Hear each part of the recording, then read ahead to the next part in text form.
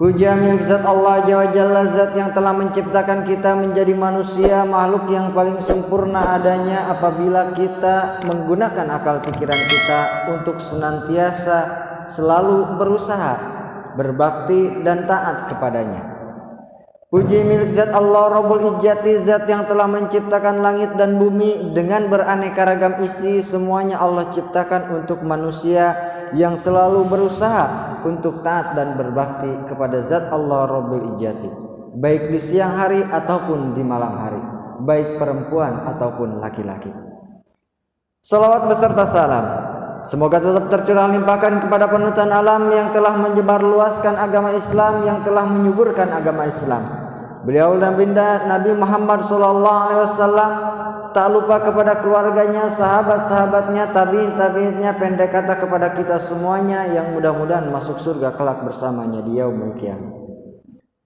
Sambil berjalan mengarungi lautan kehidupan, marilah kita sama-sama tingkatkan keimanan beserta ketakwaan kepada Yang Maha Rahman, agar kita selamat dan aman hingga di akhir zaman.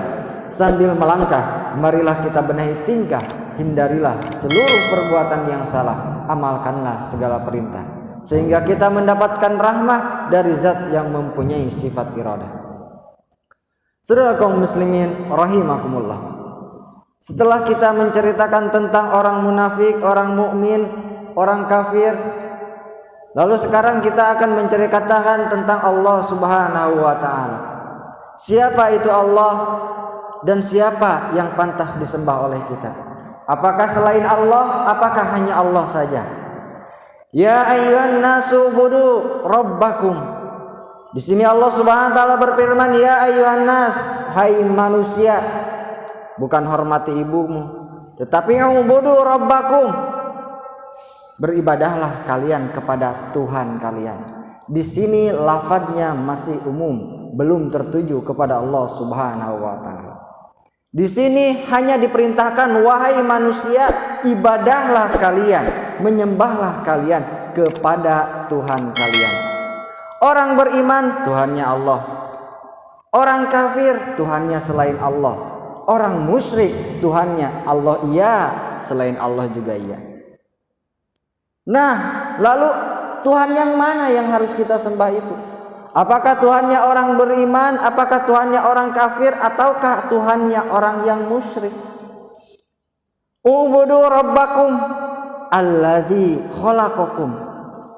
Tuhan yang harus kalian sembah adalah Tuhan yang telah menciptakan kalian. Tuhan yang harus kita sembah adalah Tuhan yang telah menciptakan kita. Orang kafir menyembah patung. Patung tidak bisa menciptakan kita. Orang kafir menyembah berhala. Berhala tidak bisa menciptakan kita. Ada yang menyembah pohon. Pohon tidak bisa menciptakan kita. Ada yang menyembah binatang. Binatang tidak bisa menciptakan kita. Lalu ada orang yang nyeleneh, oh yang menciptakan kita kan ibu sama bapak kita, berarti kita sembah mereka. Ubudu rabbakumul ladzi khalaqakum. Di sini dipintas oleh Allah Subhanahu wa taala, diterpa lagi walladzina min qablikum. Bukan cuma menciptakan kalian, tetapi juga menciptakan orang-orang sebelum kalian. Ya, itu kan. Dengan jerih payah keringat ibu dan bapak kita terlahir, tetapi orang-orang sebelum kita itu bukan dilahirkan oleh ibu dan bapak kita. Maka Tuhan yang harus kita sembah adalah Tuhan yang menciptakan kita dan Tuhan yang menciptakan orang-orang sebelum kita. La'allakum tattaqun, supaya kita menjadi orang-orang yang bertakwa. Lalu saudara yang dimuliakan Allah Subhanahu wa taala, selain daripada menciptakan kita, kriteria untuk disembah oleh kita itu apa? Selain daripada menciptakan kita dan juga menciptakan orang-orang sebelum kita adalah alladzi ja'ala lakumul arda firasya. Tuhan yang telah menciptakan bumi, menjadikan bumi itu sebagai hamparan. Nah, di sini ada beberapa tahun yang lalu ada orang yang berdebat antara bumi itu bulat dengan bumi itu datar. Kalau bumi itu bulat, memang menurut penelitian, kalau bumi itu datar, mereka beranggapan kepada virus di sini. Firos itu kasur. Kasur itu memang datar, nggak ada kasur yang bulat. Secara arti memang firos itu kasur. Tetapi maknanya bukan bumi itu bentuknya seperti kasur, tetapi kenyamanan bumi itu seperti kasur. Orang yang tidur di atas kasur, apalagi kasurnya empuk, dia bisa bermimpi kemana saja melanglang buana. Tetapi orang yang tidur di atas lantai itu belum tentu bisa bermimpi seperti orang yang tidur di atas kasur. Maka saudara yang dimuliakan Allah Subhanahu wa taala, bumi itu Allah jadikan seperti firos. Bukan Allah jadikan bumi itu firos, bukan Allah jadikan bumi itu kasur, tetapi kenyamanannya seperti kasur. Maksudnya apa? Perputaran bumi itu luar biasa sangat cepat, tetapi kita yang ada di atas bumi ini tidak merasakan sedikit pun dari putaran bumi tersebut. Itulah yang dimaksud dengan firos, kenyamanan yang ada di kasur tersebut. Saudara yang dimuliakan Allah Subhanahu wa taala, Allah Tuhan yang berhak kita sembah adalah Alladzi ja'ala lakumul arda firasha, yang telah menjadikan bumi itu nyaman. Wassamaa binaa, selain daripada bumi Allah jadikan juga langit. Langit yang tidak ada ujungnya ketika kita melihat, tidak ada tihangnya satupun yang pernah kita temui, tetapi langit begitu kokoh. Langit tidak ada penopangnya, itu menjadi atap untuk kita, tidak terjatuh. Berbeda dengan bumi, ketika Allah Subhanahu wa taala menjadikan bumi sebagai satu buah hamparan saja tanpa lautan, maka bumi ini goyang, bumi ini kekeringan. Maka Allah Subhanahu wa taala ciptakan lautan, tetapi bumi ini masih goyang. Maka Allah ciptakan gunung-gunung sebagai paku daripada bumi, supaya bumi ini tidak terus terguncang. Akhirnya bumi stabil. Tetapi kalau langit, tidak ada gunung di atas langit. Saudara yang dimuliakan Allah Subhanahu wa taala, tidak ada tiang yang menopang langit. Maka yang menciptakan kita, yang menciptakan orang sebelum kita, lalu menciptakan bumi dan juga menciptakan langit, itulah Tuhan yang berhak kita sembah. Selain daripada itu, bukan hanya menciptakan langit, bumi dan juga kita, tetapi wa anzala minas samaa'i ma'a, seperti halnya yang barusan terjadi, anzala minas samaa'i ma'a, menurunkan air dari langit, yaitu air hujan. Bukan cuma sekedar turun, dari air tersebutlah Allah ciptakan kehidupan-kehidupan yang bisa menghidupi kita. Bumi menjadi hidup, tumbuhan menjadi tumbuh, menjadi segar kembali setelah disiram oleh Allah Subhanahu wa taala. Bahkan ada beberapa dari teman-teman kita yang kadang mereka itu lebih rela, lebih ikhlas apabila jalan itu dibasahi oleh air hujan daripada dibasahi secara manual. Karena apa? Karena sejuknya itu lain, nikmatnya itu lain. Maka saudara yang dimuliakan Allah Subhanahu wa taala, wa anzala minas sama, dan menurunkan air dari langit. Fa akhraja bihi minas samarat, dan setelah air turun lalu Allah Subhanahu wa taala keluarkan tanaman daripada bumi tersebut. Rizqal lakum, untuk menjadi rizki buat kita.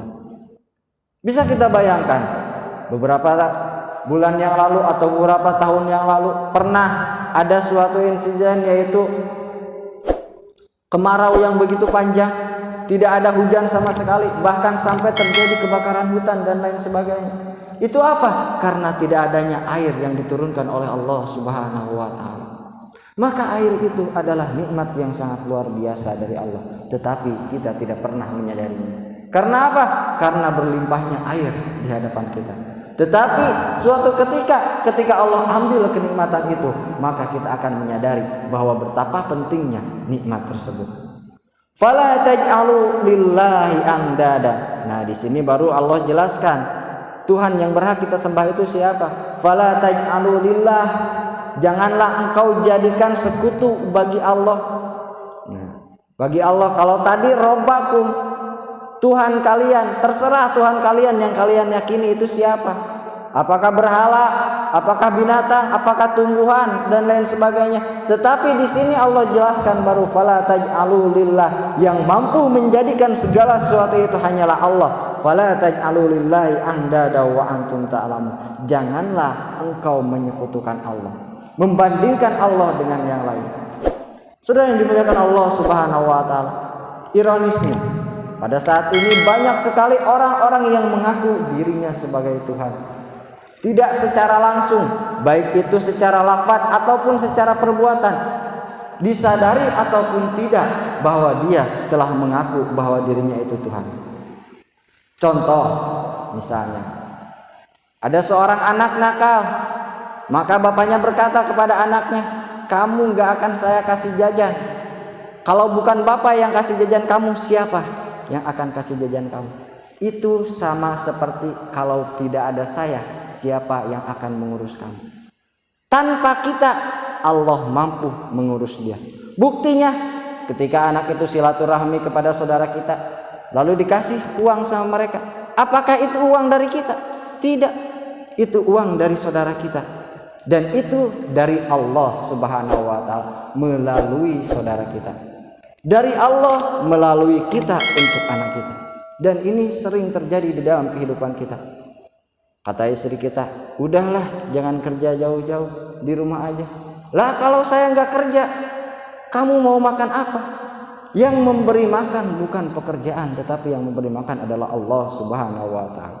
Maka saudara yang dimuliakan Allah Subhanahu wa ta'ala, banyak hal-hal yang tidak kita sadari itu akan menjerumuskan kepada kemusyrikan, menjerumuskan kepada menduakan Allah Subhanahu wa ta'ala. Maka dianjurkan kita dalam sehari semalam itu beristighfar sebanyak-banyaknya. Kalau bisa bahkan kita melakukan sholat taubat. Untuk apa? Untuk menetralisir hal-hal yang tidak kita sengaja, hal-hal dosa yang tidak kita sadari, yang mana itu akan dimurkai oleh Allah Subhanahu wa ta'ala. Saudara yang dimuliakan Allah Subhanahu wa ta'ala, Tuhan yang berhak disembah adalah Allah Subhanahu wa ta'ala. Allah adalah yang menciptakan kita, yang menciptakan orang sebelum kita, yang menciptakan bumi dan langit dan menurunkan hujan, lalu menghidupkan bumi tersebut dengan air hujan tersebut.